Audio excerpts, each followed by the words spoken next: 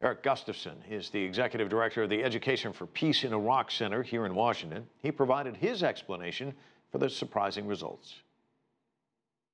Well, I think it was a surprise for a lot of folks who were watching Iraq.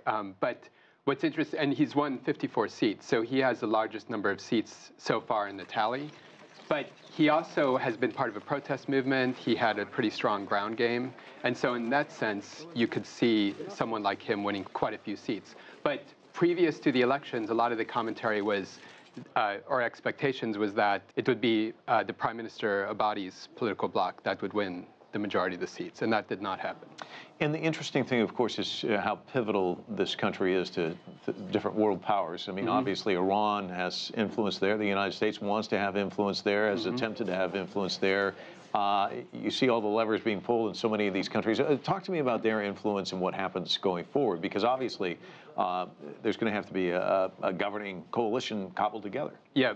Well, I mean, that's what's key. You know, keep in mind that really it's what happens next week that's really important.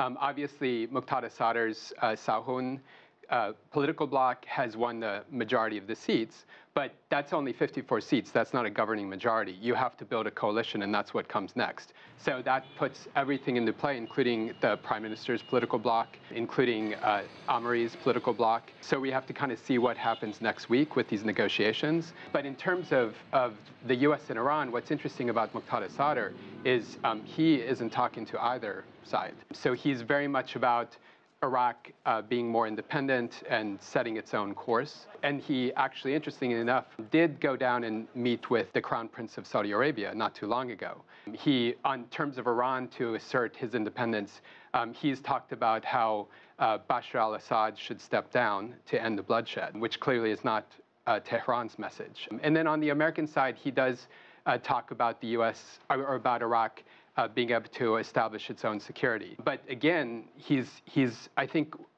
someone who's remade himself about really what's in the best interest of Iraq. So he'll still talk about, for example, the U.S. having a role in training Iraqi security forces and those state-based security forces taking over and militias demobilizing. One final question. I was looking at the turnout, 44%. Does that just say that the people are weary of the war, weary of the corruption, weary of the direction of the country? And what does that spell for the future? Yeah, we're wary of Iraqi politics because keep in mind, Iraqis aren't able to elect the president or the prime minister or the members of parliament directly. They're basically voting for these political blocs that then negotiate. So they're voting for negotiators. There's been frustration about that because a lot of Iraqis basically see the same people coming to power over and over again. So what's the point of voting? I was in Baghdad just recently, and I talked to young Iraqis, and they were basically saying the same thing. No matter how much I tried to convince them to go and vote, they were fed up. They were done with it. So I think that's what's reflected in the low turnout. And I think, again, but what's interesting is that with these elections, the results are unexpected. So hopefully many of those Iraqis who are fed up will go to the polls the next time, recognizing that you can really have change through the ballot box.